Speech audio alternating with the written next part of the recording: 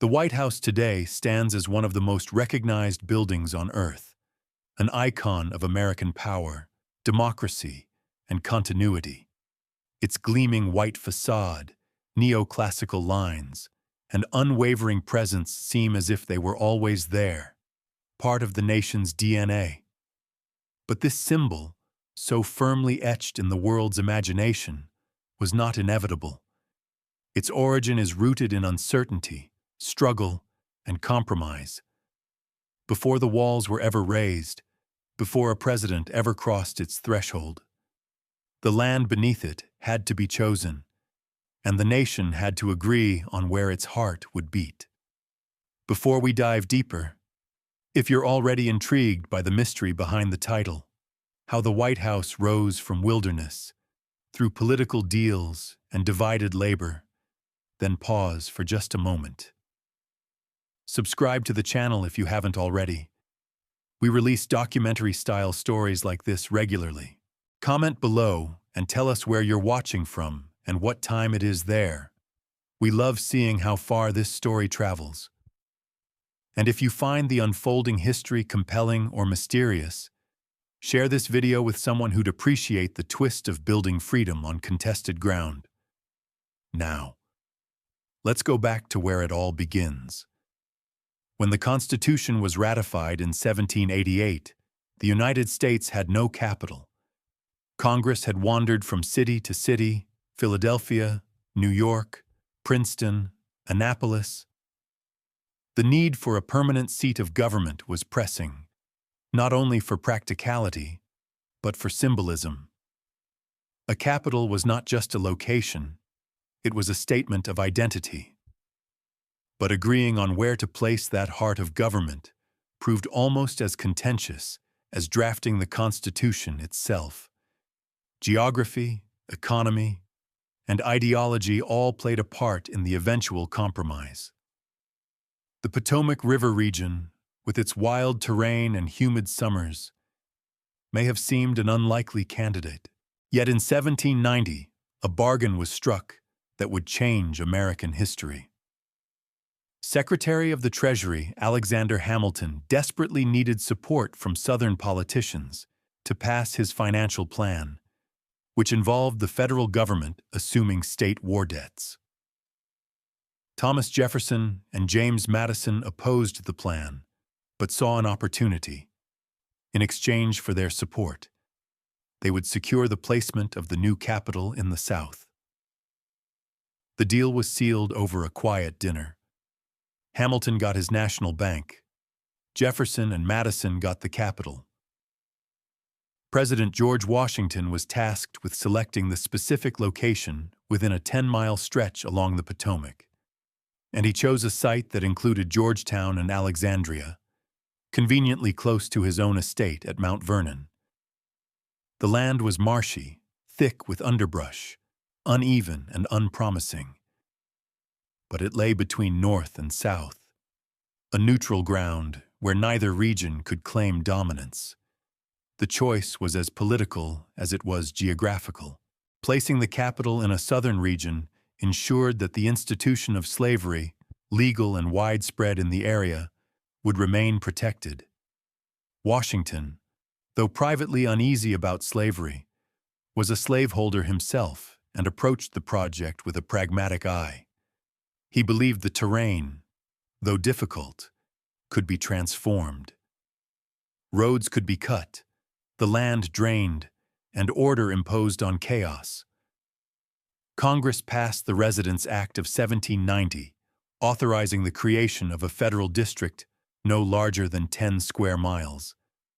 Land would be ceded by Maryland and Virginia, and the federal government would begin construction immediately. But with little infrastructure and limited funds, the vision was ambitious. A timeline was set. The government must move into the new capital by 1800. That meant 10 years to build a city, complete with a capital, executive residence, and all the systems of governance, on ground that, for now, was barely more than wilderness. Washington appointed a trio of commissioners to oversee development. and they hired Pierre-Charles L'Enfant, a French-born engineer and Revolutionary War veteran, to design the new city. His vision would be bold: a city of wide avenues, sweeping vistas, and deliberate symbolism. At its core would sit two great anchors, the Capitol and the President's House. But before plans could be drawn or stones set in place, the land had to be prepared. It had to be cleared, leveled, and drained. It had to be claimed. This capital would not evolve organically like London or Paris. It would be born from ideology, planned from the ground up to reflect Enlightenment ideals, order, rationality, and symmetry. It would have no cathedrals, no royal palaces. It would house a republic, not a monarchy. But its construction would rely on the same tools used in the old world: politics, power, and, yes, the labor of enslaved people. The irony was stark. A city built to celebrate freedom and equality would rise through the toil of men denied both. Some of the very workers who dug the foundations and hoisted the beams of the President's house were enslaved, owned by others, paid nothing, and remembered only in fragments. Their labor helped create a structure that would come to symbolize liberty, but not for them. And yet, the project moved forward. Roads were carved into the mud. Barges brought in stone. Workers, free and enslaved, began transforming the dream into reality. Washington visited the site regularly, overseeing the work, urging speed and precision. His influence extended into every detail, including the eventual placement of the President's house on elevated ground with a commanding view of the river. In time, walls would rise, columns would stand, and a building would emerge from the sweat and ambition of many hands. But at this early stage, everything remained uncertain.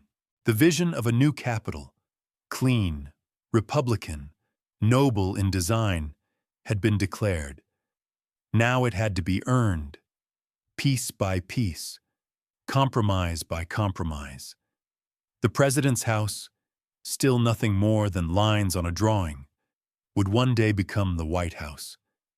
But its story began here, not with a president, but with a decision: where to put the beating heart of the Republic, and what it would cost to build it. When the nation chose to plant its capital beside the Potomac River, what existed there was little more than dense forests, scattered farms, and wide, wild stretches of land that were neither city nor wilderness. But in the mind of one man, a city already stood, elegant, ordered, luminous with republican dignity. That man was Pierre-Charles L'Enfant, a French-born military engineer who had fought for the American cause during the Revolution and whose imagination was as vast as the task before him. He was appointed in 1791 by President Washington to lay out the new federal city, and his vision was nothing short of transformative: a capital that would rival the greatest cities of Europe, but one rooted in the new ideals of American liberty. L'Enfant's plan was a bold declaration. Drawing inspiration from the boulevards of Paris and the geometry of Enlightenment philosophy, he proposed a city of broad avenues radiating from key focal points, intersecting with a grid of orderly streets. This network would create ceremonial vistas and sightlines that elevated civic life to theater. At the heart of his plan stood two anchors: the Capitol, symbol of the legislature, and the President's house, seat of the executive. Between them ran Pennsylvania Avenue, a symbolic thread uniting two co-equal branches of government. It was no accident that the President's house would be visible from the Capitol, but not overpower it. The architecture of the city would teach the balance of power. The terrain, however, was as stubborn as the politics that shaped it. The land sloped unevenly, with creeks and marshes slicing through the proposed avenues. L'Enfant demanded that nature be subdued. He ordered hills leveled and land cleared, sparing no sentiment for existing property lines or local owners. This, too, was part of his philosophy. The land must be reshaped to suit the ideals, not the other way around. He envisioned grand public squares, sweeping esplanades, and spaces that inspired awe and reflection. In this vision, the president's house would not stand alone, but within a carefully designed urban stage. Yet for all its brilliance, L'Enfant's vision collided with the realities of early American governance. He clashed frequently with the commissioners overseeing the project and resisted sharing or publishing copies of his plans. He tore down private fences that interfered with his lines, dismissed landowners' claims, and spent lavishly without approval. His refusal to compromise ultimately led to his dismissal in early 1792. Andrew Ellicott, a respected surveyor, was brought in to revise and complete the plan. Ellicott preserved the basic geometry and grandeur of L'Enfant's design, but smoothed its edges, reworking elements that proved impractical or too costly. Even in dismissal, L'Enfant's vision endured. The grid of numbered and lettered streets intersected by diagonal avenues remains the skeleton of Washington today. His dream of a rationally ordered city, reflecting Enlightenment principles, survived its creator. The president's house site, selected by Washington himself, was positioned on a slight rise with a commanding view of the Potomac and aligned precisely with Pennsylvania Avenue. L'Enfant had seen not just buildings, but meanings in space, how distance conveyed deference, how perspective shaped authority, how the movement of people through a city could mimic the flow of civic life.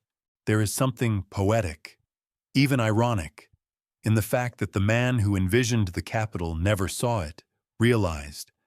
L'Enfant died impoverished and embittered, buried in relative obscurity until the early 20th century, when his remains were reinterred with honor at Arlington National Cemetery. His ideas had long outlived his presence.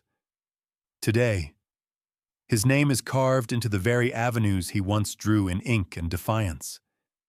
His plan had failed to bend to compromise, but in that refusal, he gave the capital its character. What L'Enfant proposed was not simply a city plan. It was a visual constitution. A republic, after all, cannot be seen directly. It exists in laws, institutions, principles. L'Enfant's design gave it shape, a place where ideals became architecture, where geography taught civics. He understood that for a young, fragile nation, the capital needed to project stability, order, and dignity. Not through palaces or thrones, but through space, symmetry, and scale. Even the president's house, nestled within the avenues, was part of this choreography. It was to be elevated, yet approachable, grand, but never imperial. Washington's support of L'Enfant reflected more than shared military camaraderie. The first president saw the city as part of his legacy, a final campaign to secure the nation's permanence. He intervened personally when disputes arose, trying to shield L'Enfant from the commissioners' frustrations. But even Washington's influence had limits. The political machinery of the new republic would not bend indefinitely to one man's will, however visionary. The dream required adaptation. Yet the DNA of L'Enfant's dream, his belief in symbolism made visible, in order as a virtue, remained intact. The irony of L'Enfant's dismissal is that it affirmed his point. Ideals are rarely easy, often resisted, but enduring. The city he imagined has outlasted every president, every Congress, every compromise. His plan shaped not only how the capital looks, but how it feels, how a citizen walks from monument to monument and senses something deliberate in the space between.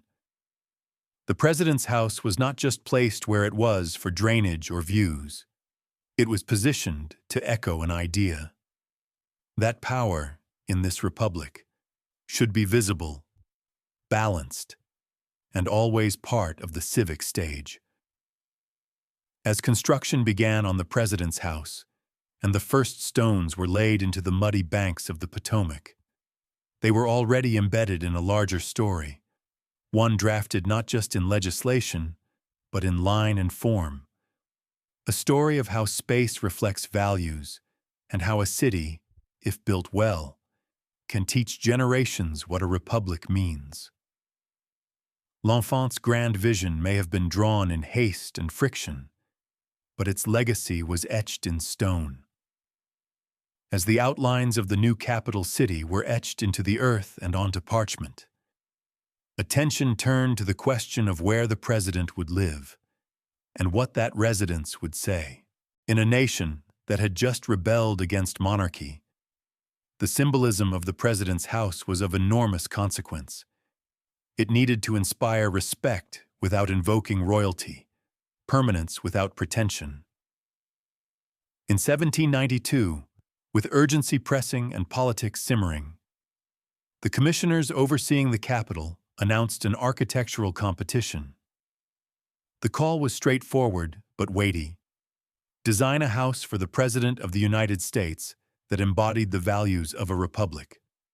The winner would receive a $500 prize or a medal of equivalent value, a substantial reward at the time, and an invitation for designers to imagine a home for the head of state of an untested nation. The competition was open to the public and announced in newspapers, drawing interest from across the states and even abroad. Among the submissions, many have been lost to history. Some were plain, others pretentious. A few teetered on the edge of palatial, perhaps still seduced by the architecture of European courts. In this mix of dreams and drawings, one entry stood out for its radical modesty, an anonymous submission, later revealed to be from Thomas Jefferson himself. Jefferson's design, inspired by Palladian villas and Roman forms, featured a central dome and emphasized classical restraint. His model was the Villa Rotonda by Andrea Palladio, a Renaissance icon that Jefferson believed captured the virtues of harmony and republican balance.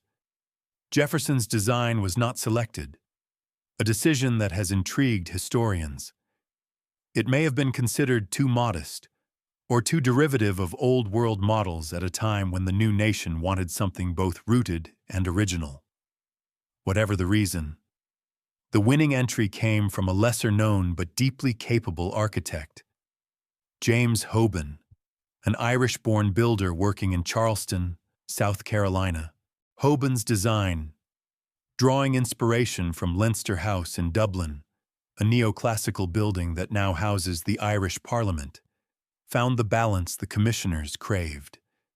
His vision was stately but restrained, classical but not ostentatious. It nodded to the old world while claiming a new purpose in the new.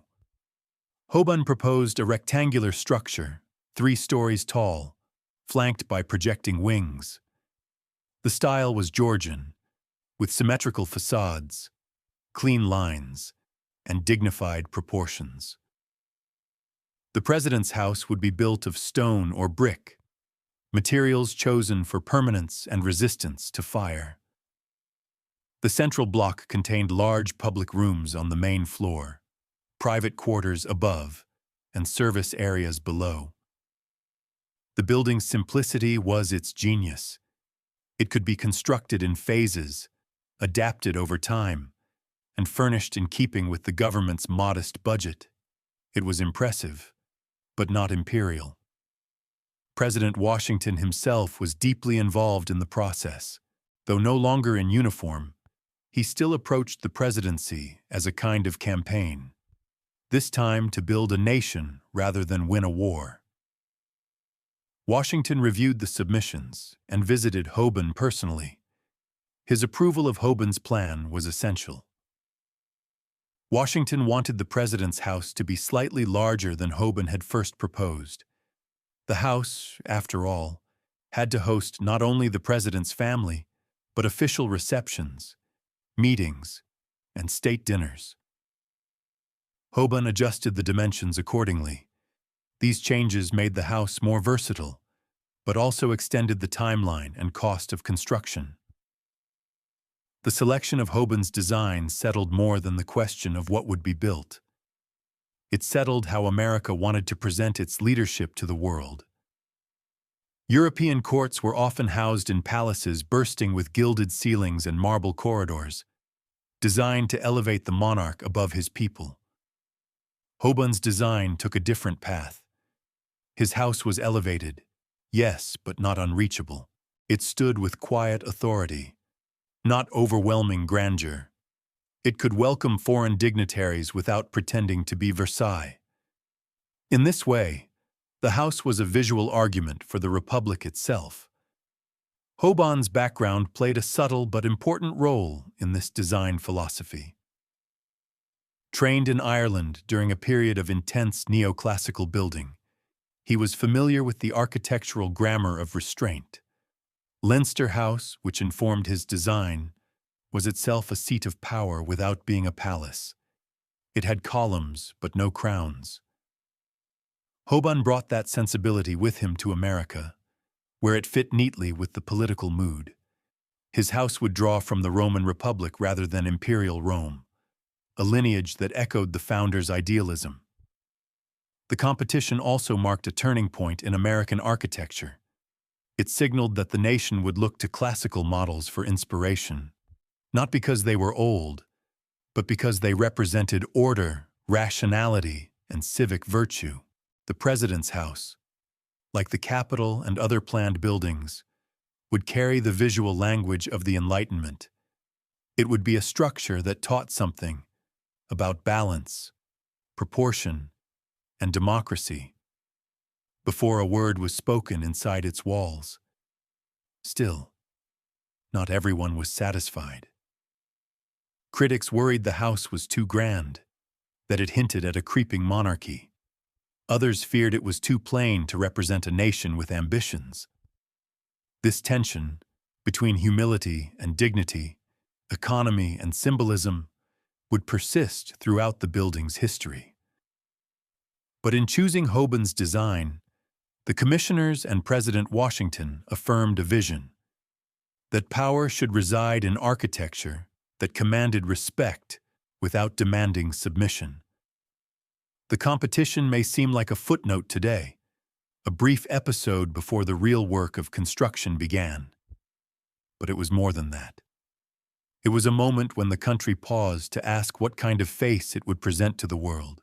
In rejecting palaces and embracing Hoban's measured elegance, the United States made a statement not just of taste, but of principle. The president's house would not look like a throne room.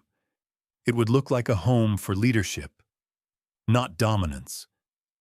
As Hoban began revising his plans for construction, he was handed not just a contract, but a legacy.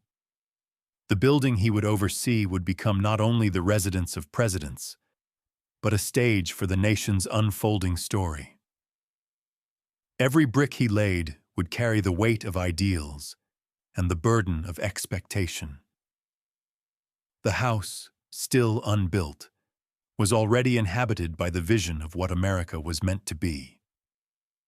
The ground beneath the future White House was neither firm nor dry, but it had been chosen, and now it had to be transformed. On October 13, 1792, a cornerstone was laid to mark the beginning of the president's house, a modest ceremony with profound meaning. The date was symbolic, chosen to align with the anniversary of Christopher Columbus's landing in the Americas. The parallels were not lost on the founders. This, too, was a kind of discovery, a new structure for a new world.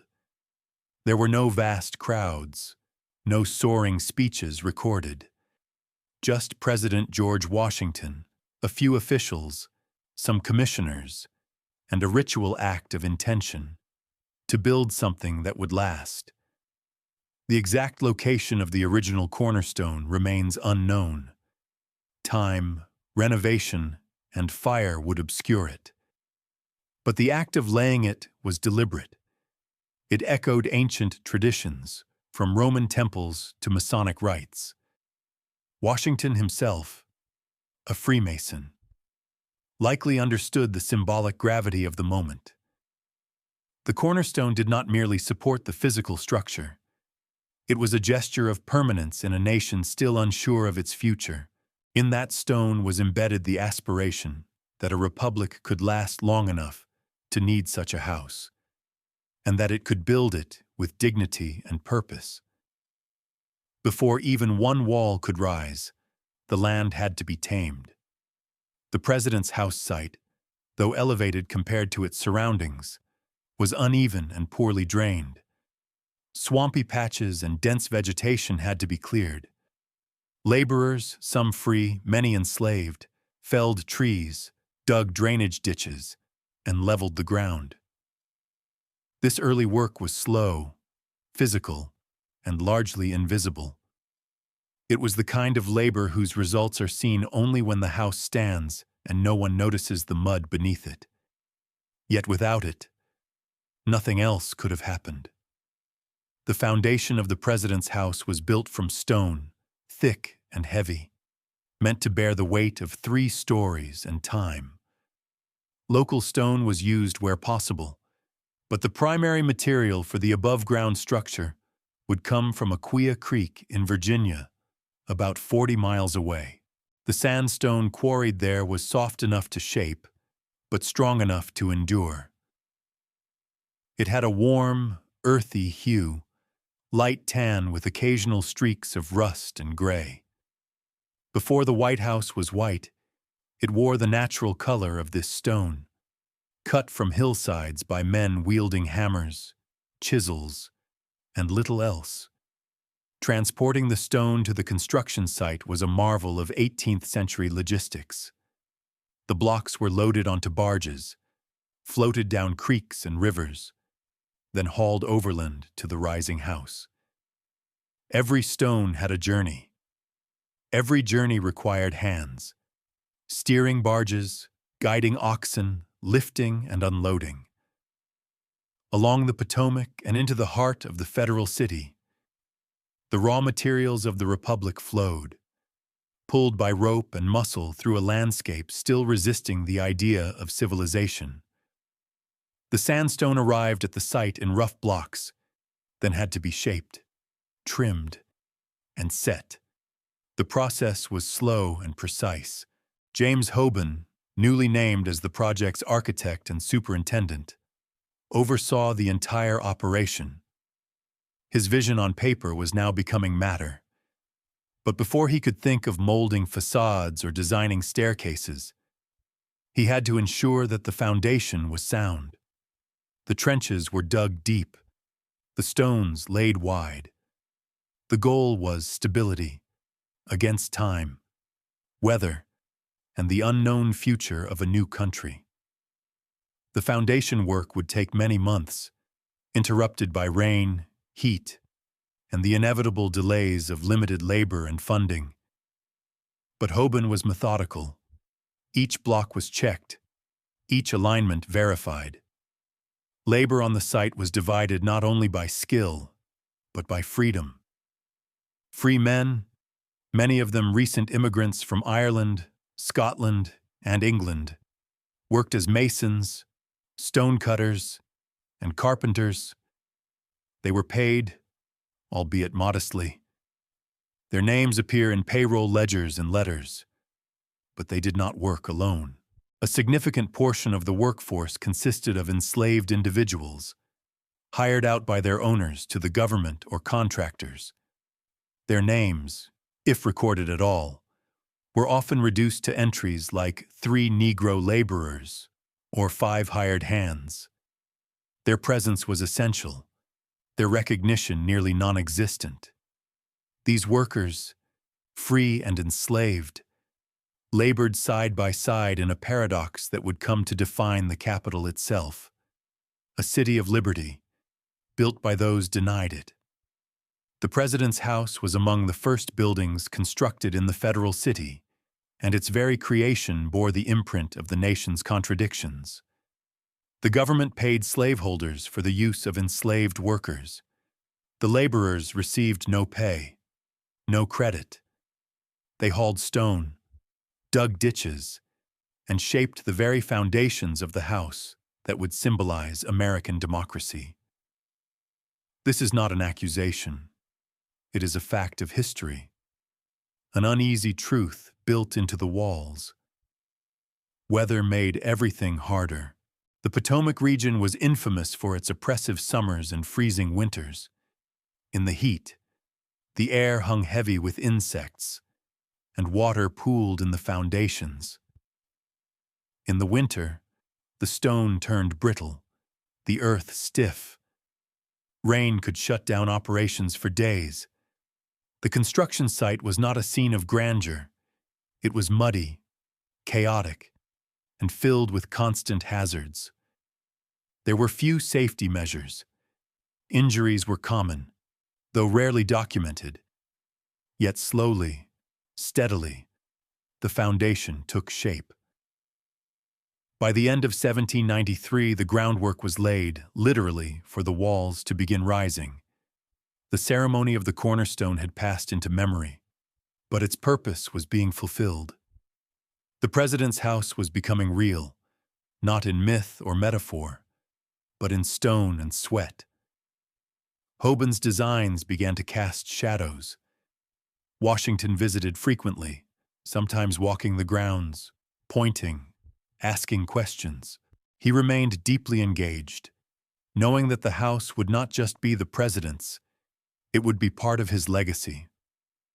The house had no official name yet, no rooms with titles, but already, in the minds of its builders and those who watched from a distance, it stood for something more than shelter.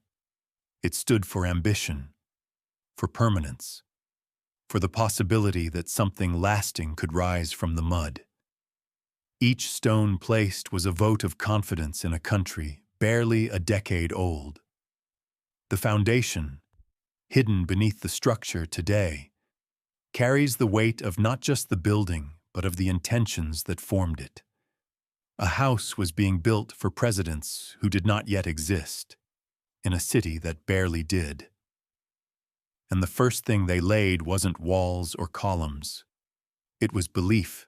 Beneath the dignified symmetry of the president's house, behind its stately facade and measured classical lines, lay a history shaped not just by architects and presidents, but by hands, some skilled, some calloused, some bound.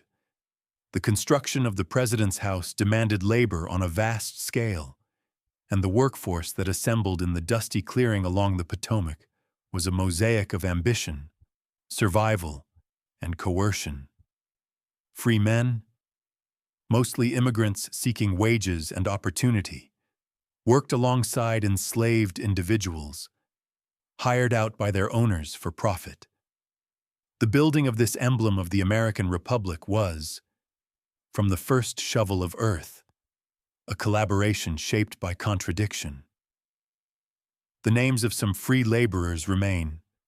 Men from Ireland, Scotland, and England appear in ledgers and receipts, often listed alongside their wages, sometimes even noted for good work.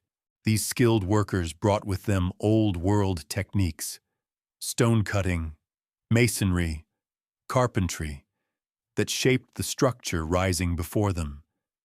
They were essential, but they were not sufficient. The federal city was a new, undeveloped region with little in the way of permanent labor. Skilled workers were few. As the scale of construction expanded, so too did the need for unskilled and semi-skilled labor. And in the American South, That labor pool included slavery. Slave labor had long underpinned the economy of Virginia and Maryland, and the construction of the president's house followed suit. Enslaved men were leased from local owners, plantation masters, businessmen, even tradesmen, who charged the government a daily or weekly rate for their workers' time. The government paid the owners, not the workers. Contracts were drawn, often short-term, with vague terms. The enslaved men themselves were not consulted. They were, in legal terms, property on loan. They dug trenches, hauled stone, mixed mortar, cleared brush, and carried timber. In some cases, they performed skilled tasks, such as bricklaying or carpentry, having learned trades on plantations or through long experience. Yet their names rarely survive. Most were recorded only as tallies: 3 Negro laborers, 5 hired slaves. A few are mentioned by first name only, their full identities lost.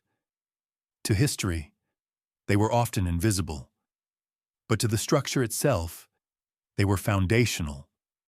Without their effort, the house would have taken longer, cost more, and perhaps not been completed at all within its aggressive timeline. James Hoban, the architect, worked with both free and enslaved labor. He directed them on site, relied on their skill, and sometimes negotiated directly with slaveholders. To Hoban, as to most officials of the time, this was simply how things were done. Slavery was embedded in the fabric of the Southern economy and society. The young federal government, lacking its own labor force, turned to what was readily available. It was a choice of convenience, but also of complicity. The president's house, symbol of a republic founded on liberty, was constructed in part by men who had none. The dynamic on the worksite was complex. Free workers and enslaved men often performed the same tasks, side by side. An enslaved mason might lay stone alongside a paid European immigrant, each shaping the same wall. Yet their conditions could not have been more different. The free man earned wages, had the right to quit, and could use his skill to negotiate better terms elsewhere. The enslaved man received nothing, worked under threat of punishment, and had no control over his labor or future. The same chisel might pass through both their hands, but the freedom to wield it did not. Tensions sometimes flared.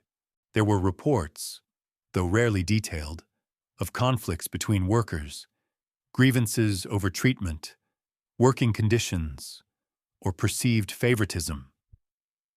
Some free workers resented working alongside enslaved men, not out of moral objection to slavery, but from a belief that slave labor suppressed wages. Others accepted it as the normal order.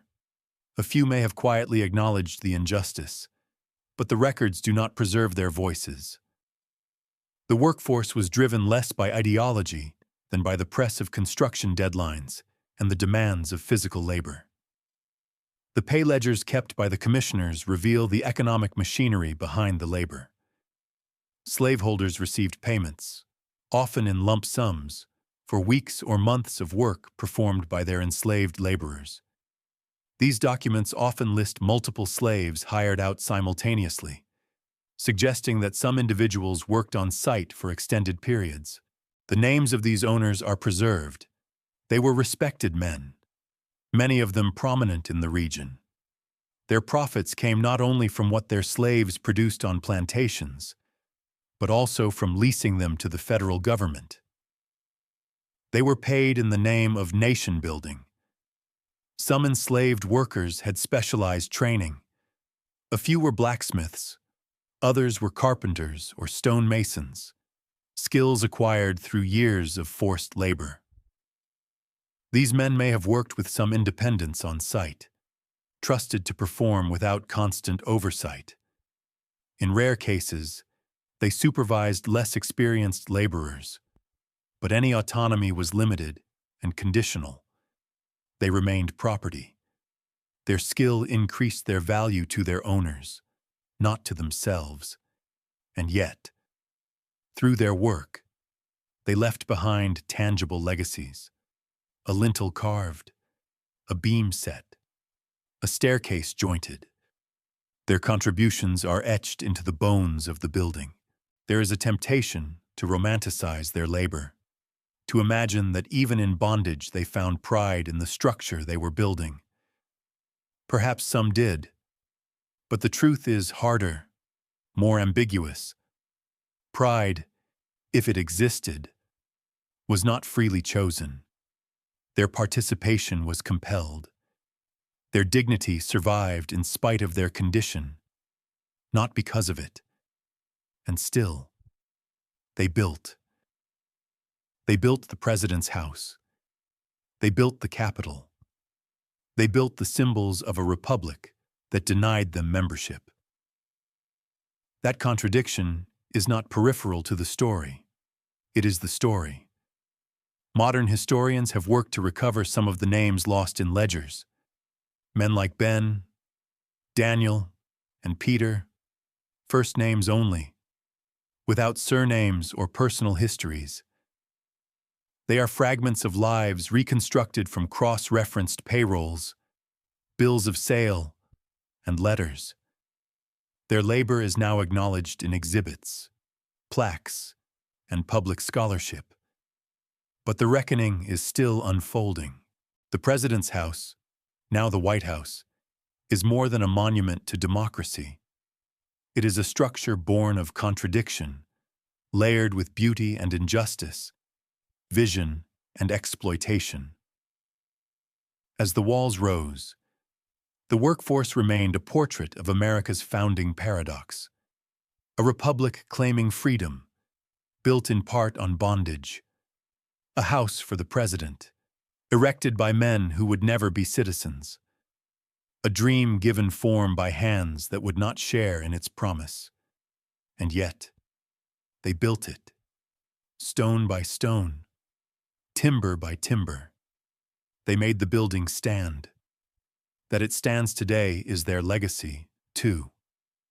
By the close of 1793, the foundations of the President's House were in place, sunk deep into the uneven ground above the Potomac, prepared to bear the weight of history. What followed was not a sudden transformation, but a slow, deliberate climb, a laborious raising of stone walls that would take years. From 1794 to 1797, the building's shape emerged from the earth, inch by inch, through sweat, precision, and the unrelenting patience required when building for posterity. Every course of stone laid above the last was an act of endurance, and every foot of elevation earned by aching backs and calloused hands. The Aquia Creek sandstone had been quarried miles away, its journey as complex as its carving. Extracting the stone required skill and care. Men had to read the rock's natural veins and break it cleanly. Too much force, and it fractured unevenly. Too little, and it refused to yield. Once freed, blocks were shaped at the quarry to rough dimensions, then floated by barge along creeks and rivers toward Washington. From there, they were hauled by horse-drawn carts across dusty roads to the construction site. Every block that arrived was still incomplete. Each had to be refined by stonecutters who worked with hammers, chisels, and judgment passed from master to apprentice. These stonecutters were the artists of the site.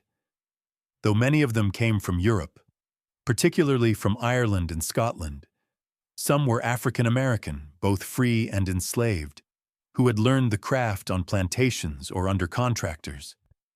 Their task was to make each block ready for its exact place in the wall. The visible stones on the facade needed smooth finishes, sharp edges, and exact proportions. Each had to fit so tightly with its neighbors that rainwater could not creep between. Behind the facade, The stones could be rougher, but still had to bear weight and lock together in stable formation. The process was slow because it had to be perfect. Masons lifted the finished stones into place using rope pulleys, wooden cranes, and scaffolding that creaked with every step. For the lower courses of the walls, human strength sufficed. But as the walls rose, lifting equipment became essential. The work required absolute coordination. Many stones weighed hundreds of pounds. A single mistake could shatter a block, wreck a day's labor, or crush a worker. Injuries were not uncommon, though rarely recorded. Safety was a matter of luck and skill. There were no harnesses, no helmets, only experience and intuition. The walls were not raised uniformly. Construction proceeded in sections, moving from one corner to the next, sometimes interrupted by supply shortages, weather, or disputes.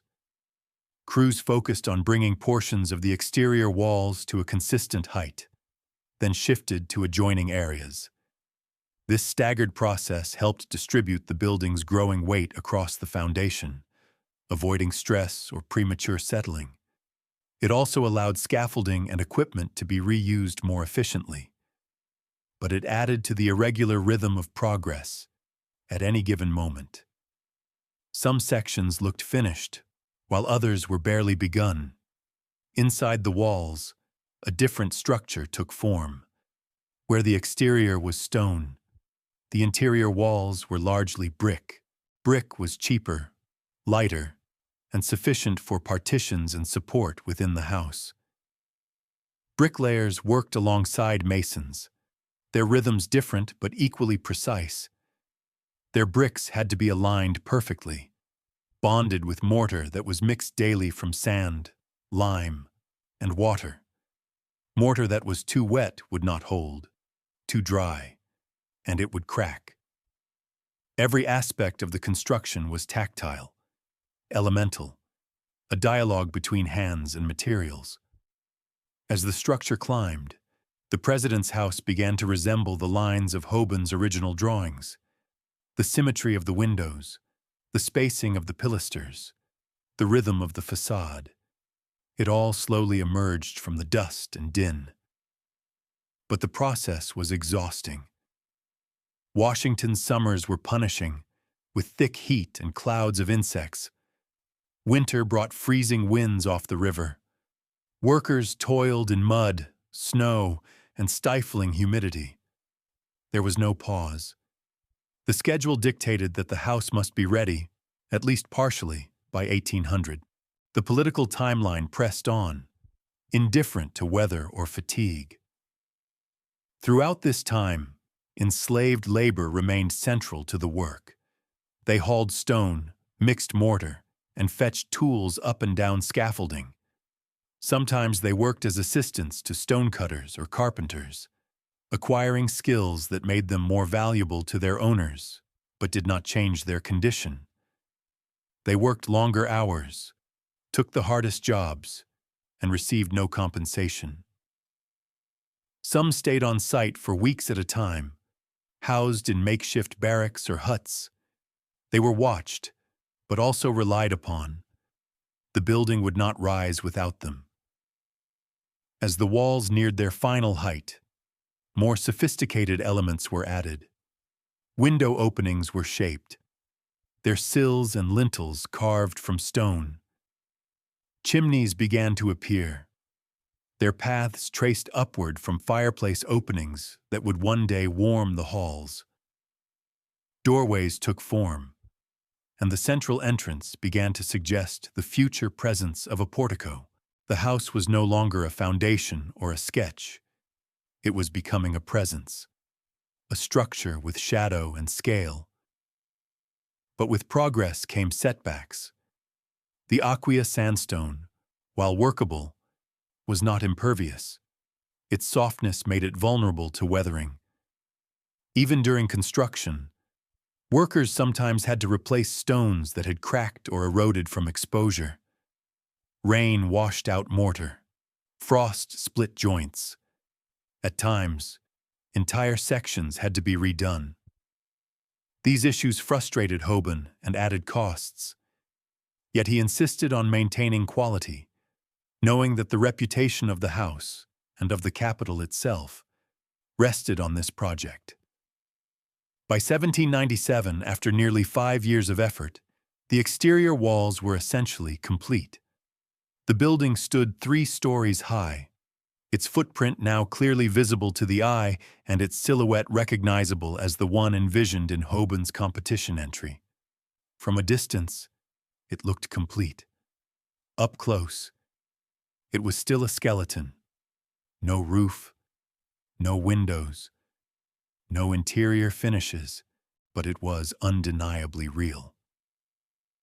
What had begun as a sketch on parchment now loomed over the muddy streets of the federal city. The walls, born from quarry and lifted by many hands, stood silent witness to the labor that built them. They did not speak, but if they had, they would tell a story of effort without recognition, of skill without liberty, of a republic struggling to build both its capital and its conscience. The president's house, rising inch by inch, was not just a building, it was a mirror, reflecting both the nation's highest aspirations and its deepest contradictions. And the walls, built from stone and sweat, held them both. As the president's house rose above the muddy banks of the Potomac, framed by scaffolding and crowded by carts of stone and timber, something remarkable was happening inside the noise and dust. Enslaved men, whose names history almost forgot, were shaping the core of the building's structure. Not just as laborers, but as craftsmen. These were men trained in skilled trades: carpentry, masonry, plasterwork, blacksmithing, working under duress. Yes, but with a level of expertise that rivaled or even exceeded that of some free workers on the site. Their hands carved and joined, measured and hammered, and their work, though uncredited for generations, became part of the very character of the president's house. It is easy, in retrospective grandeur, to imagine the house's interior taking form only through the plans of architects and the oversight of foremen. But the truth is that skilled enslaved craftsmen translated those plans into timber and stone. Enslaved carpenters framed walls and staircases, laid floor beams, and created the intricate woodwork that would eventually define rooms. Their training often began in childhood, apprenticed not by choice but by assignment. Some were taught by other enslaved artisans, others by hired white craftsmen. The goal of such training, from the owner's perspective, was economic. A skilled slave was more valuable and could be rented at higher rates. One such enslaved man was likely involved in crafting the staircase that would dominate the entrance hall. Another may have framed the rooms that would become the East Room or the State Dining Room. Their work required more than muscle. It demanded an understanding of geometry, materials, and precision. These were not men swinging hammers aimlessly. They read plans. They took measurements. They cut joints that had to be exact. And they did it knowing the credit would never be theirs. In the period's ledgers and correspondence, these individuals appear only sporadically. Some are named Ben, Peter, Samson, but only by first name, if at all. The government records usually listed payments made to their owners, with vague references to Negro hire or 5 hands for carpentry. A few documents, cross-referenced with plantation records or personal letters, have allowed historians to identify certain individuals and their contributions. But for most, their names have been lost, even as their work remains. Some enslaved craftsmen attained a level of independence on the job site. Their expertise made them indispensable. A master carpenter, even enslaved, could direct assistants or be entrusted with sensitive tasks. This authority, however, was never full autonomy. It existed only as long as it served the interests of the owner or overseer. Yet within these constrained roles, many displayed resilience and pride in their craft. A staircase that creaked could reflect poorly on them. A misaligned wall might draw punishment, not correction. The pressures were intense, the stakes personal. The duality of their role, both creator and captive, reveals much about the world in which the president's house was built. These men were skilled, intelligent, and resourceful. They could visualize space, manipulate materials, and solve problems that required practical genius. And yet, they were treated as property. Their labor was sold, their time measured in wages they never received. They lived with the daily burden of knowing that what they created would belong to a world that refused to recognize their humanity. This contradiction, between the ideals the house represented and the realities of its construction, echoed in every beam and cornice. The house was intended as a symbol of Republican virtue, a space where democratic values could take visible form, and yet it was crafted in part by men who could not vote, who had no freedom, whose children might be sold away from them. The ceiling moldings and paneled doors bore their skill, but not their signatures. Despite the oppressive circumstances, the craftsmanship itself was often exceptional. Visitors in later years remarked on the fine joinery, the elegant proportions of the woodwork, the consistency of execution throughout the house. These were not the products of shoddy or careless labor. They were the result of knowledge passed through generations. Black artisans teaching each other in quarters lit by lanterns, using offcuts and scrap wood to practice the same joinery used in great houses. These were men whose talent persisted even when denied the most basic recognition.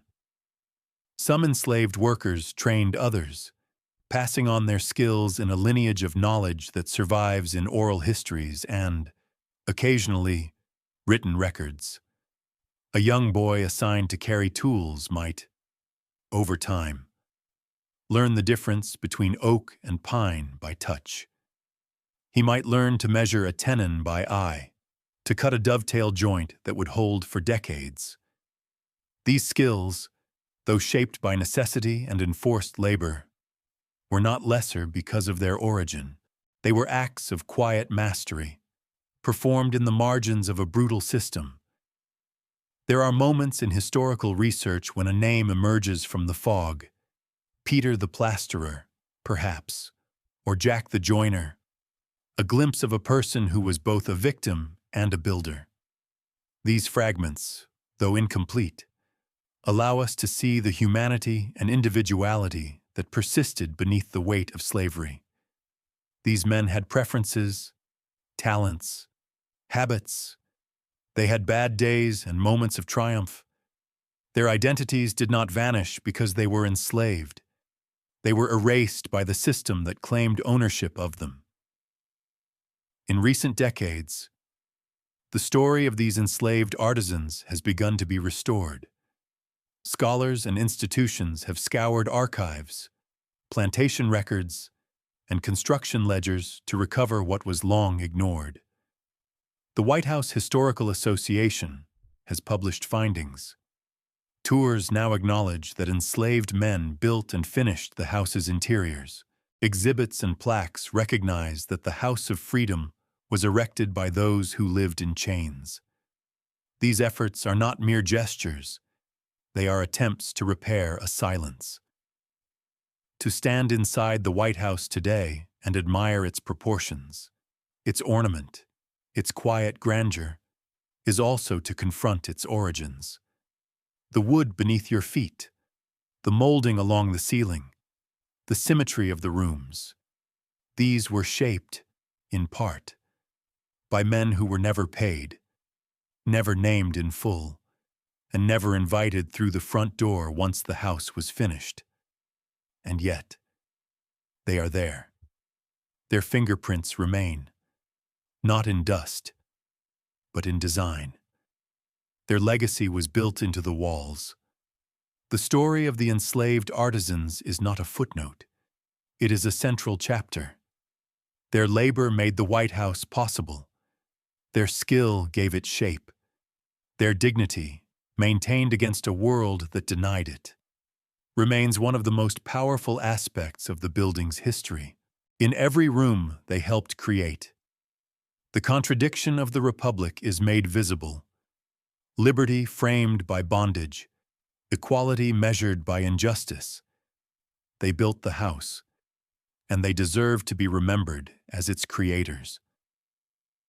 By the late 1790s, with the stone walls reaching their full height and the scaffolding beginning to descend, the President's house, though still unfinished, was already taking on its intended form. Yet it was inside the shell of masonry that James Hoban's vision would be most clearly realized. The layout of the interior was more than functional design. It was an architectural declaration of how power would be lived in, displayed, and separated. In the placement of rooms, the division of floors, and the movement between spaces, the house embodied both the needs of the presidency and the values of a republic that sought to avoid the trappings of monarchy. The house was structured across 3 main floors. The ground level, partly below grade, served utilitarian purposes. The main floor, the piano nobile, housed the public and ceremonial rooms, and the upper floor provided private quarters for the president and his family. Above that, attic rooms and servants' quarters were tucked beneath the roofline, largely invisible to guests. This hierarchy of space was both practical and symbolic. It separated the realms of state from the intimacy of family, and both from the labor of those who served them. At the heart of the main floor was a grand central hall, running from the north entrance through to the rear. This space was not merely a corridor. It was the spine of the building, organizing the flow of public life. Off this axis extended the most significant rooms.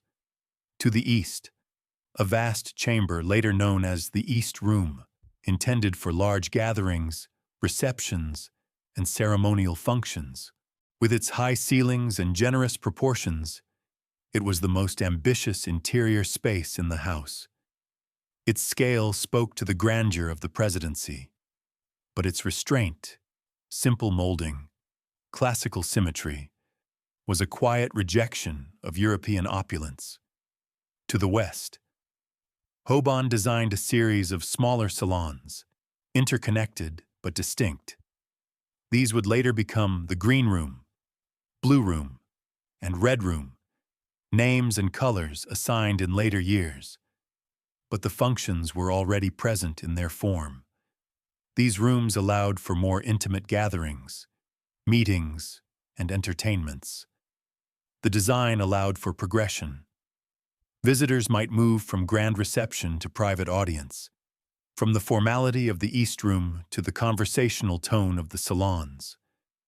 The flow between rooms reflected the movement between roles, the president as host, as diplomat, as executive. The state dining room occupied another major space, strategically placed to balance the east and west wings of the main floor, large enough to host formal dinners and diplomatic events. It was also positioned to maintain separation between entertaining and administrative activity. The room's scale reinforced the symbolic importance of hospitality in political life. Dining with foreign ministers or American lawmakers was not merely social. It was an extension of policy, a stage for subtle power. Above these public rooms, the second floor was far more private. It held bedrooms for the president, his family, and occasional guests. There were also family parlors and small sitting rooms. The design of this level was deliberately domestic. Hoban, guided by Washington's preferences and later Jefferson's modifications, sought to ensure that the president could retreat from the demands of public life without ever fully leaving the building. Privacy was carefully protected by design. The second floor could be accessed from private staircases, avoiding the main ceremonial spaces. The third floor, narrower, lower ceilinged, less ornate, served functional needs. It housed additional bedrooms, servants' quarters, and storage spaces. The decision to place servant rooms above the family quarters was consistent with Georgian architectural norms, though it also reinforced the social hierarchy embedded in the building. Those who made the house function did so out of sight, their movement choreographed by a layout that kept them near but rarely visible. Throughout the house, Hoban employed classical architectural principles: symmetry, proportion, balance. Doorways aligned with windows, ceilings followed mathematical ratios, and the molding styles echoed ancient Roman precedents. But these classical elements were not used for ornament alone. They were a language. In the age of the Enlightenment, architecture was seen as moral expression. A room's harmony reflected the hoped-for harmony of the Republic. Order in design was a stand-in for order in governance. The circulation of movement through the house reflected political thought as well. Visitors entered from the north portico and passed through spaces that gradually increased in intimacy. This procession mimicked the experience of approaching power, first encountering its symbol, then its function, then its person. The house, in this way, taught civics without speaking. It reminded those who visited that the presidency was not a throne but a station. Its occupant lived above, not apart. Heating and ventilation were achieved through fireplaces in nearly every room, with chimneys running like veins through the structure. Their placement was not only functional, but aesthetic. The mantels became focal points in many rooms, decorated with classical motifs, eagles, urns, swags that reinforced the building's civic identity. The fireplaces were necessary in the damp chill of Washington winters, but also symbolic. They warmed gatherings, anchored conversations, and lent a sense of domesticity to a public space. Natural light was also crucial.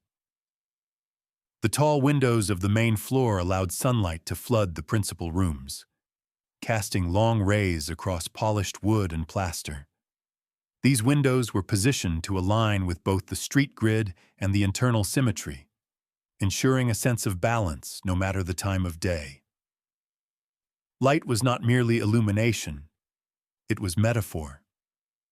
In the president's house, transparency and openness were not just democratic ideals, they were architectural principles. Finishing work inside the house took years. Plaster walls had to be smoothed, painted, and detailed. Woodwork was crafted on site, room by room. The staircase balustrades, window casings, and wainscoting all required skilled craftsmanship. Much of it performed by enslaved or hired workers whose precision gave the house its polish. Even after the Adams family moved in, workers continued to complete unfinished sections. The house was never still. It breathed with hammers and brushes, even while dinners were served upstairs. The interior design of the president's house was never static. Future presidents would alter it, redecorate it, and adapt it to their needs. But the original layout remained remarkably durable. Hoban had created not just a house, but a framework, flexible, principled, and resilient. It could host receptions and raise children, negotiate treaties, and endure renovations. It was both ceremonial stage and home. Inside its walls, the house preserved the careful balance that the Republic itself sought, between public and private, formality and function, dignity and humility. The layout was not only a blueprint, it was a reflection of the office, of the ideals, and of the people who, whether named or forgotten, shaped its spaces for generations to come. In the autumn of 1800, as the trees around the Potomac turned gold and the air grew sharp with the coming cold, John Adams arrived in Washington to take up residence in the President's house. But the building that greeted him was not yet a home. It was an unfinished shell, beautiful in outline but raw in execution, a stage still under construction, half empty, echoing with the hammering of workers and the cold breath of incomplete hearths. Yet time had run out. The Capitol had to be occupied. And so Adams, the second President of the United States, became the first to live inside the house that would eventually bear the name White House. The move was driven less by readiness than by law. The Residence Act of 1790 had established a hard deadline. By the year 1800, the federal government would relocate from Philadelphia to its new home on the banks of the Potomac.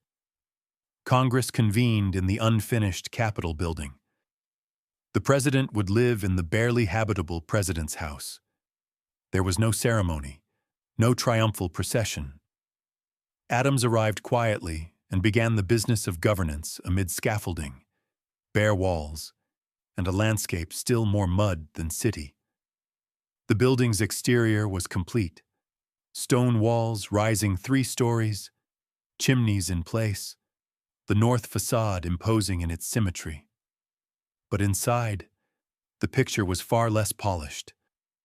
The East Room, the grandest chamber in the house, remained an empty cavern. Its walls were unplastered. Its floors were bare.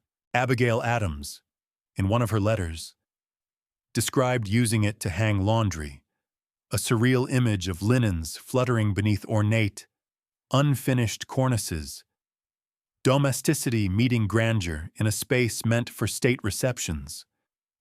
The room meant to host dignitaries and diplomats, instead echoed with the creak of drying garments. Other parts of the house fared little better. Many of the upstairs bedrooms lacked doors or finished floors. Paint was fresh in some rooms, but completely absent in others. The air smelled of plaster dust and damp stone. There was little furniture. Some pieces had been brought from Philadelphia. Others were ordered but had not arrived. The rooms felt cavernous and cold, ill-suited to comfort. Heating remained a persistent problem. Though fireplaces had been installed, not all of them worked properly, and the sheer volume of space overwhelmed the modest flames. Servants and staff lived in cramped quarters on the upper floors and ground level, surrounded by boxes, tools, and construction debris. The kitchens were rudimentary. The bells and call systems that would later allow presidents to summon staff from different parts of the house had not yet been installed. Everything had to be improvised. Meals were prepared in confusion. Clean water was difficult to procure. The infrastructure of a functioning household had not caught up with the symbolism of presidential residence. Yet even amid this incompletion, the Adamses set about making the house a home, at least in spirit. Abigail placed chairs by working fireplaces and tried to create spaces for conversation. She wrote letters by candlelight, offering glimpses into the challenges of daily life in a building that felt more like a project than a palace. In one famous passage, she wrote, "I pray heaven to bestow the best of blessings on this house, and all that shall hereafter inhabit it.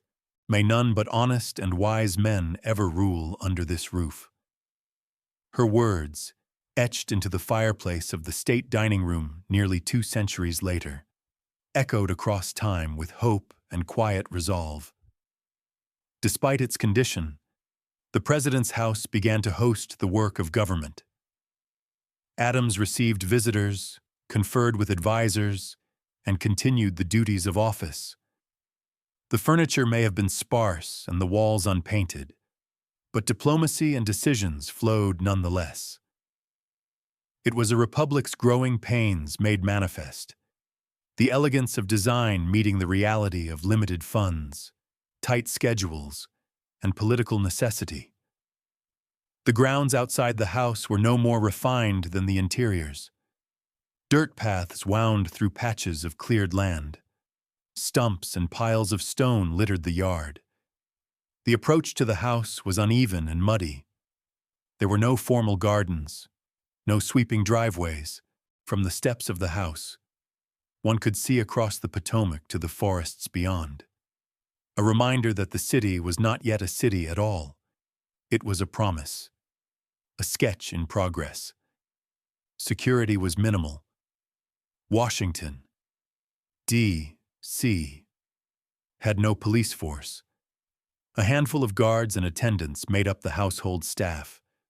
There were no walls or fences to define the president's grounds. Citizens could, in theory, approach the house freely. This openness, while democratic in spirit, also revealed how unfinished the entire endeavor remained. Power was still being defined. The presidency itself was evolving, and the building meant to house it was both a symbol of aspiration and a sign of how much remained undone. John Adams's time in the House was brief. He lost the election of 1800 to Thomas Jefferson, and by March 1801 he had left Washington. In total, the Adams family spent only about 4 months in the House, most of it surrounded by the noise of hammers and the inconvenience of a structure still under construction. Yet their presence marked a turning point. The house had been occupied. It had begun to serve its purpose. It was no longer just a site. It was a seat of government, however provisional. In the years that followed, future presidents would complete what Adams had endured. Finishing touches would be applied. Rooms would be painted, carpets laid, and furniture brought in. But no one would forget that the first days of the president's house were not marked by grandeur, but by grit. The house stood, unfinished but inhabited. It was already, in its imperfection, an embodiment of the nation it served. In those earliest months, the house held not splendor but resolve. It sheltered cold hands and weary feet. It echoed with ambition and echoed more deeply with the absence of comfort. And yet, it endured.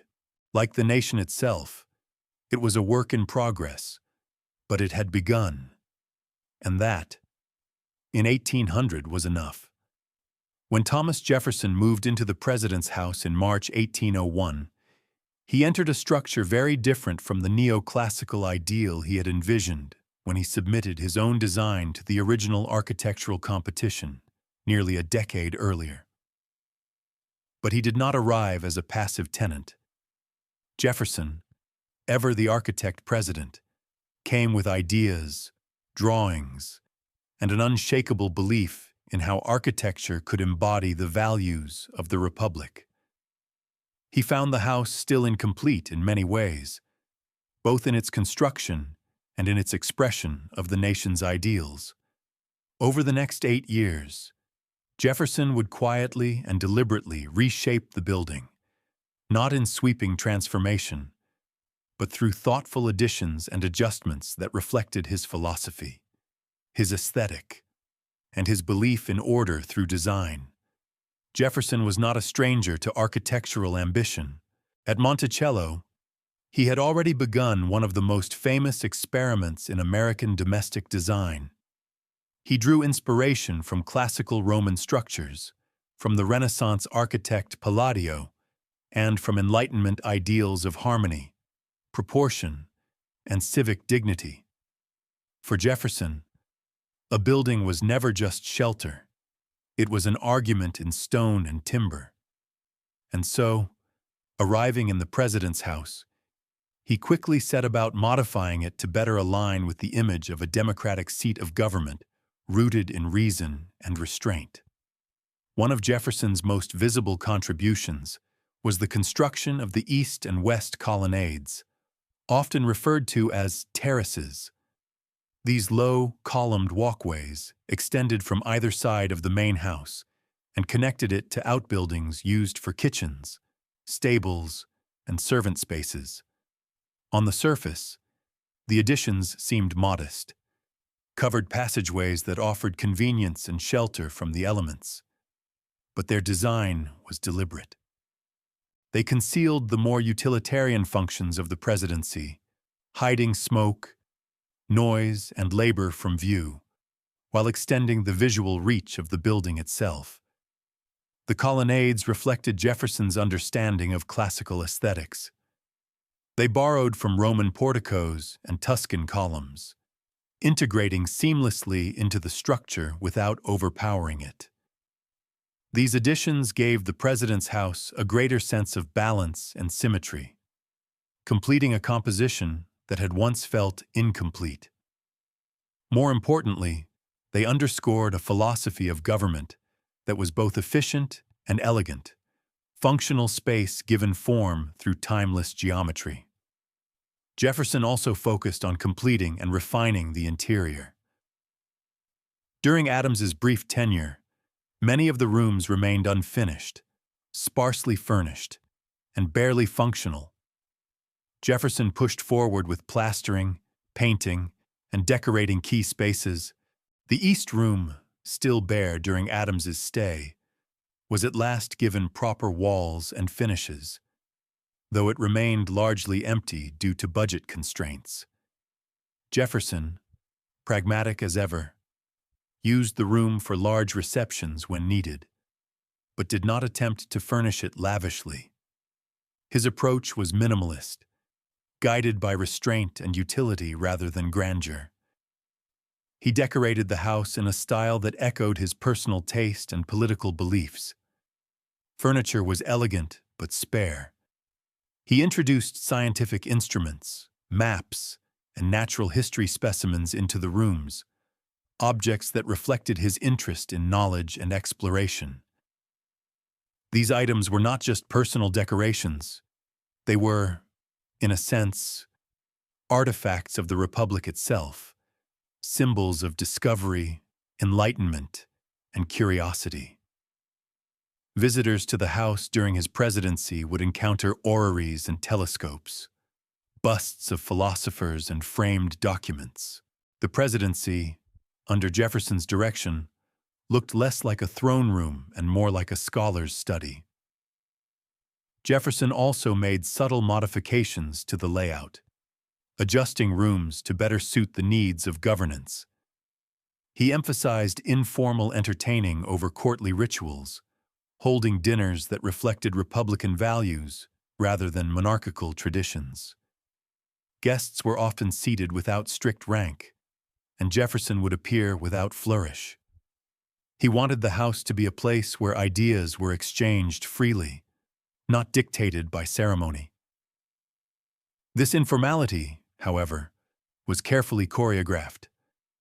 The architecture facilitated this tone, with interconnected salons allowing conversation to flow and public space to feel welcoming without being imposing.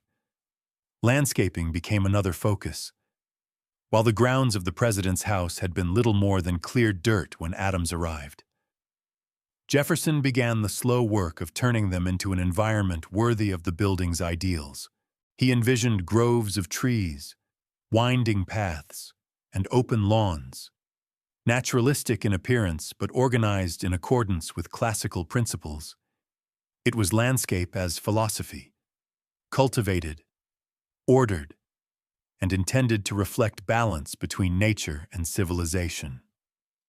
Though much of the implementation would fall to future presidents, the blueprint was his. Jefferson's modifications were not radical so much as clarifying. He didn't seek to erase Hoban's original vision, but to complete it in the spirit of classical restraint and enlightened republicanism. The house became more functional, more elegant, and more ideologically coherent. It reflected not just the needs of the presidency, but the mind of the man who occupied it, a philosopher-president who believed that beauty and order were essential to good governance. These changes also marked a turning point in how the president's house functioned as both home and state symbol. It was no longer merely a construction site or temporary dwelling. Under Jefferson, it became a living space, an executive office, and a stage for the new republic's culture and diplomacy. Foreign envoys were received in rooms shaped by Enlightenment ideals. Domestic political leaders dined under ceilings planned by a man who had written the Declaration of Independence. Every architectural decision carried weight, not just in wood and stone, but in meaning. By the time Jefferson left office in 1809, the president's house had matured. It was still evolving, still modest by European standards, and still reflective of a nation finding its identity. But it had become a coherent structure, physically and philosophically. It stood as a testament to quiet authority, to Republican ideals made visible. And though Jefferson never saw his own design chosen in the competition, he left behind a version of the house that bore his unmistakable imprint. His touch remains in the rhythm of its colonnades, the intimacy of its salons, and the intellectual spirit that still animates its halls. The house became, in his hands, not just a dwelling, but an idea. A place where liberty was lived, not merely declared. A space designed for a government of laws, not lords. And in that, Jefferson's, on the evening of August 24, 1814, the sky above Washington turned red, not with sunset, but with fire. British troops, having marched with swift and overwhelming force through nearby Maryland, reached the fledgling American capital and began a systematic destruction of its most symbolic buildings. At the top of their list stood the Capitol and the President's house. The War of 1812, which had simmered for 2 years as a bitter second conflict between the United States and Great Britain, now erupted in a moment of unprecedented national humiliation.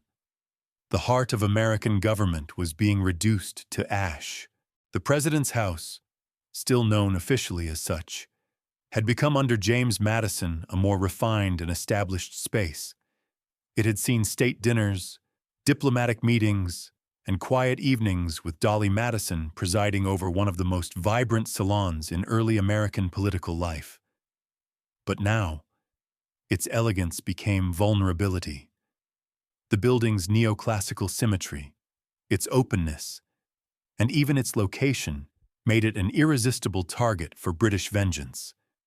Just 1 year earlier, American forces had burned the Canadian capital of York. The British response was calculated, cold, and devastating.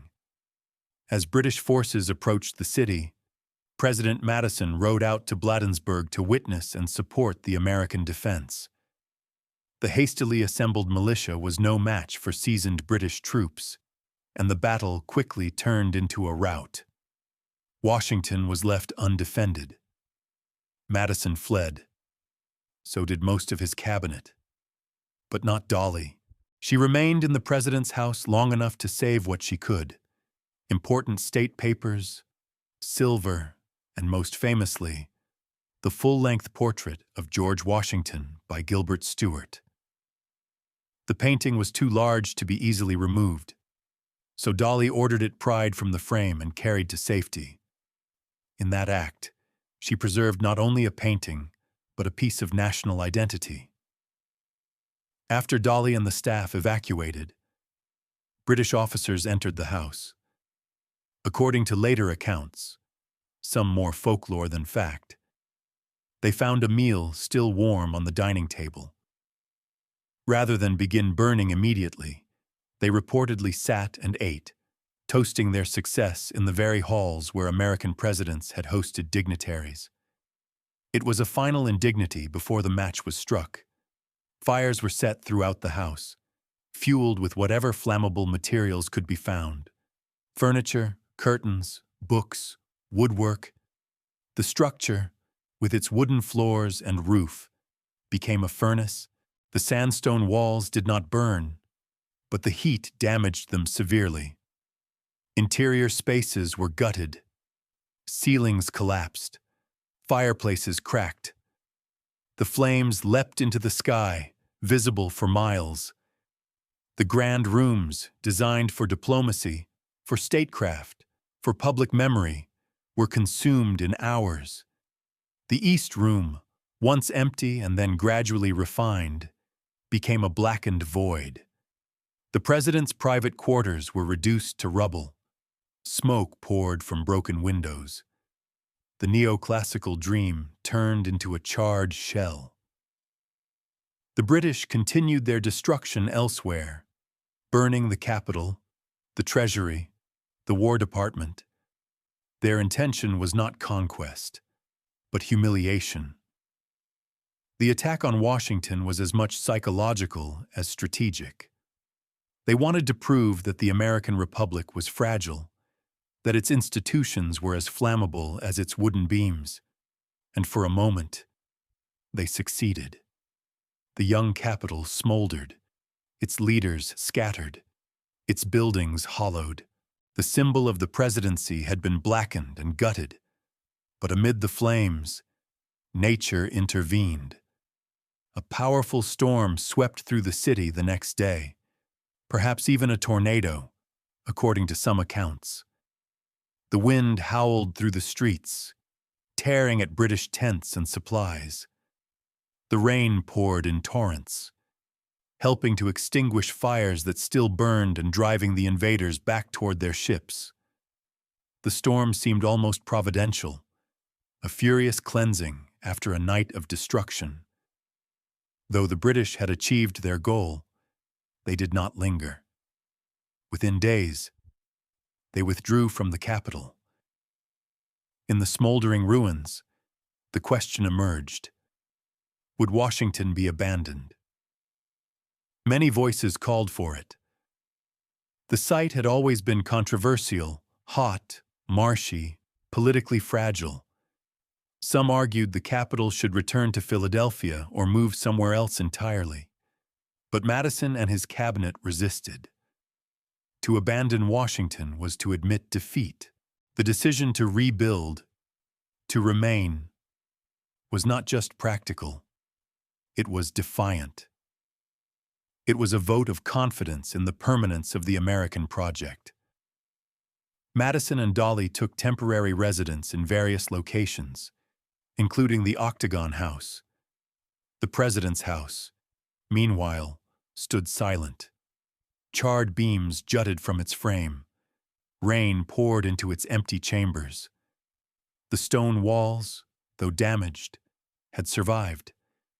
Their endurance would make rebuilding possible. The idea of starting over entirely was dismissed in favor of restoration. The house would rise again, not exactly as it had been, but close enough to retain its identity, and it would be painted white. The burning of the president's house seared itself into the national memory. It was a moment of deep embarrassment, but also of transformation. The building had been a symbol of Republican ambition. Now, in ruin, it became a symbol of resilience. It had housed presidents, entertained foreign powers, and seen the contradictions of American liberty play out within its walls. Its destruction was a kind of baptism, by fire, by war, by weather. What emerged would be a structure reborn, carrying the scars of its past into a more permanent future. And so, the president's house became more than a residence. It became a survivor. From the ashes of August 1814, the idea of the White House began to form, not only in color but in myth. What had burned was not just a house. What remained was not just stone. It was resolve. And that, above all, would endure. In the grim aftermath of the British assault on Washington, the president's house stood gutted and blackened. Its stone walls, scorched but intact, loomed like a ruin from a fallen empire. The fire had devoured everything within: woodwork, furniture, documents, curtains, doors. Everything flammable. Ceilings had collapsed. Floors had burned away, and rain now poured through gaping holes in the roof. But the structure itself endured, and that endurance offered something priceless: the possibility of rebirth. The question was no longer whether the house would be rebuilt, but how, and what it would become in the eyes of the nation. President James Madison, determined to maintain the seat of government in Washington, moved quickly to secure congressional appropriations for reconstruction. The decision to rebuild the president's house rather than abandon it was deliberate and symbolic. In a young republic still proving its permanence, the restoration of its executive residence became a matter of national resolve. This was not merely architectural work. It was political defiance, a declaration that the United States would not be cowed by invasion or reduced by flame. James Hoban, the original architect, was summoned once again to lead the reconstruction. His return was fitting. No one knew the building's structure better, and no one could restore it with greater fidelity. Hoban assessed the damage and determined that the outer walls, though heat-damaged in places, were structurally sound. Some stones were cracked and would need replacement, but the skeleton of the house still stood. The foundation held. The reconstruction would be, in many ways, a resurrection, restoring the form and perhaps refining the function. The interior, however, had to be entirely rebuilt.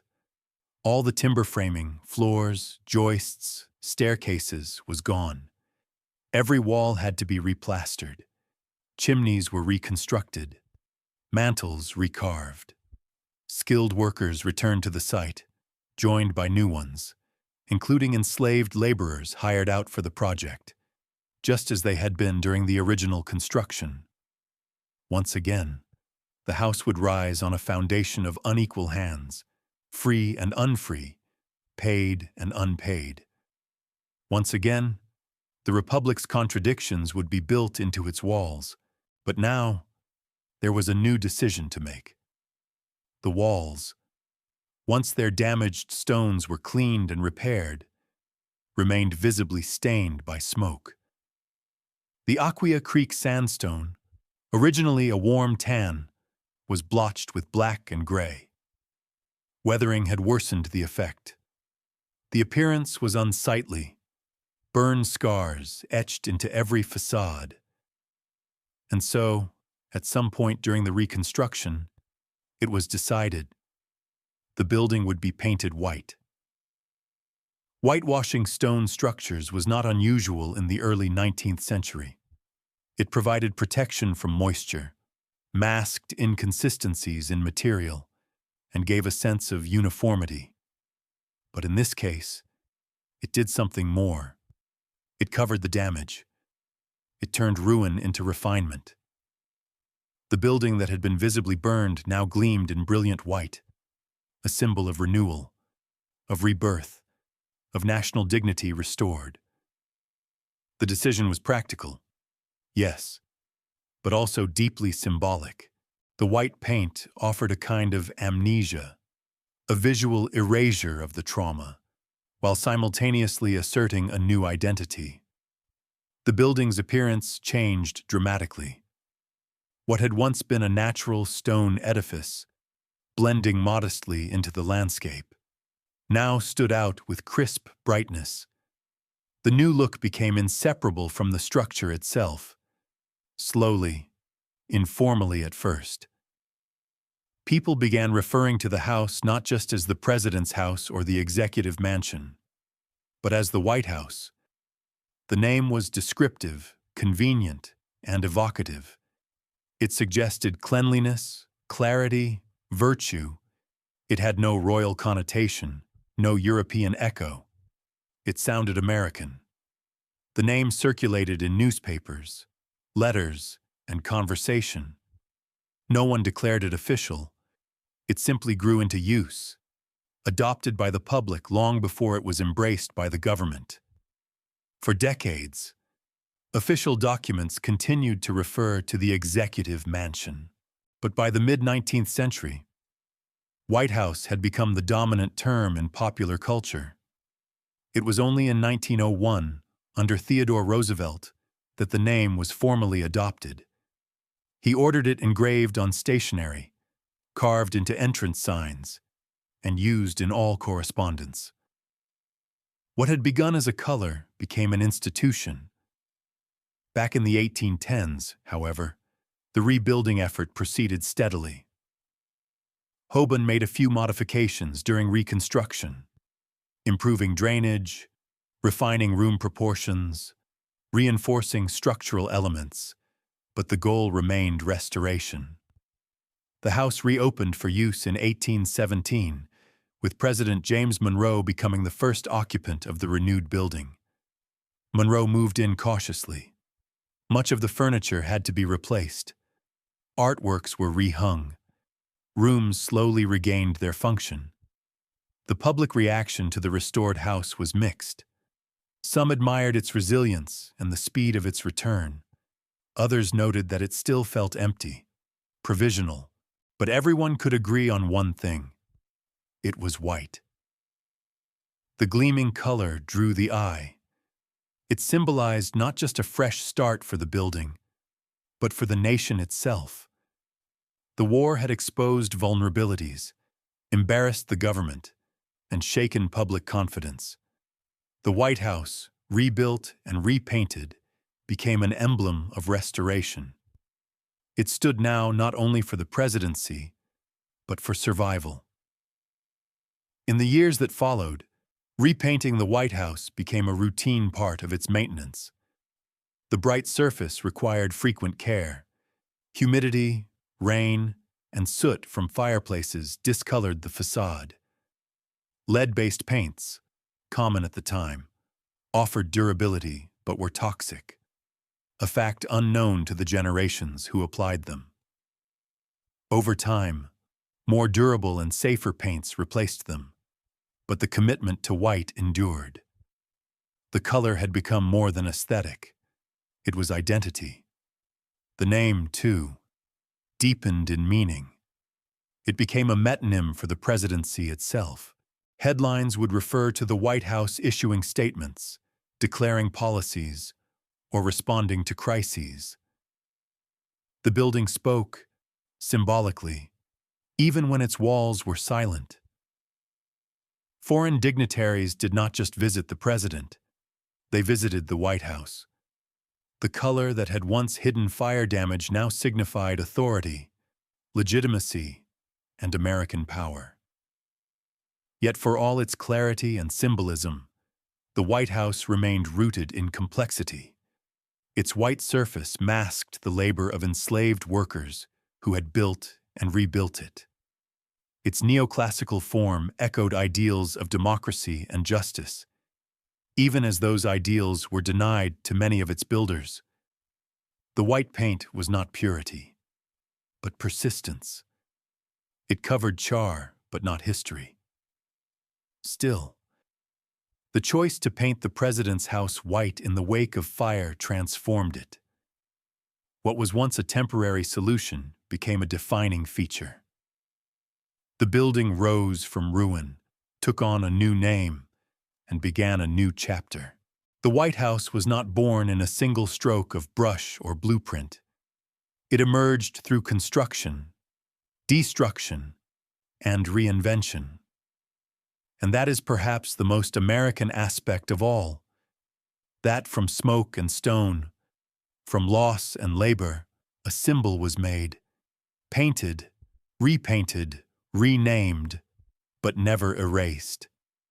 The President's House, now firmly known as the White House, stood completed, at least in form, by the early 19th century. Yet the building was never truly finished. Across the decades that followed, it would expand, adapt, and evolve, shaped not only by architectural plans, but by the changing needs of the nation and the presidents who inhabited it. As the country marched into industrialization, civil war, emancipation, and modernity, the White House became a living symbol, one that absorbed the pressures of history, reflected the aspirations of its people, and quietly carried within its walls the memory of those who had raised it stone by stone. In the 19th century, new features were added to the structure, some envisioned from the beginning but delayed by war, funding, or priority. The north and south porticos, those iconic columned entrances, were constructed in the 1820s, based in part on Holbein's original intentions and classical inspiration. Their addition completed the visual silhouette that we now recognize worldwide. Inside, rooms were redecorated to reflect each president's taste, yet the layout remained largely intact. Heating, plumbing, gas lighting, and later electricity were introduced, modernizing the building while preserving its original shell. But even as the structure aged gracefully, something else began to stir in the American conscience, a deeper awareness that beneath the beauty and authority of the White House lay a history more complicated, more human, and more painful than once acknowledged. For generations, the narrative of the White House focused on its presidents, its architects, its public functions. Rarely did it speak of the people whose labor had made it possible, particularly the enslaved men who had shaped its walls, framed its rooms, and raised its scaffolds. This silence was not accidental. For much of American history, the contributions of enslaved workers were minimized or ignored altogether in public discourse. Official histories focused on design, cost, and symbolism, not on the labor systems that made such grandeur possible. The names of master craftsmen were recorded. Those of enslaved artisans were often reduced to initials or left out entirely. Yet without their hands, the house would not exist. In the late 20th and early 21st centuries, scholars and historians began to correct that omission.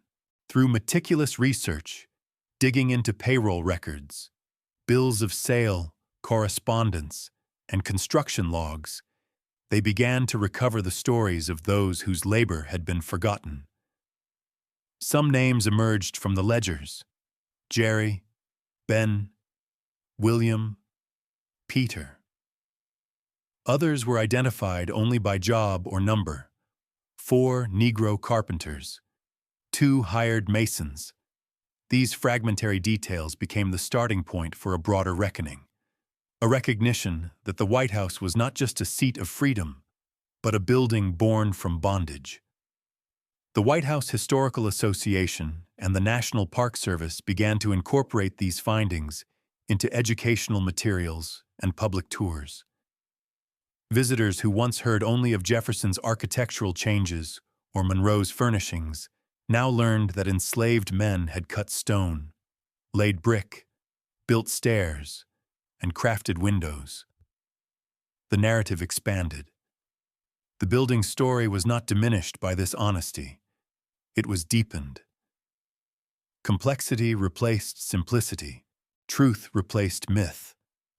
Physical acknowledgments followed. In 2017, a historical marker was placed on the White House grounds to honor the enslaved people who had helped construct the building.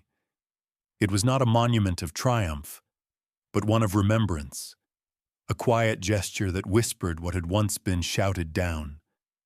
Nearby, the grounds continued to thrive. Carefully trimmed hedges, blooming gardens, immaculate walkways, and yet, beneath them, the foundation built by invisible hands remained unchanged. The symbolism of the White House has always been potent. It stands as a beacon of American democracy, a global icon of leadership, a backdrop to moments of grief and glory. Presidents are sworn in before it. War councils convene within it, and children play in its corridors.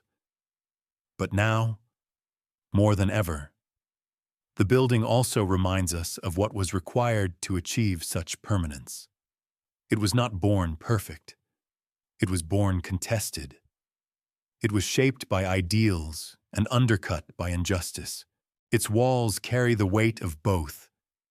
In a nation that still wrestles with its founding contradictions, the White House becomes a mirror. It reflects both our aspirations and our failings.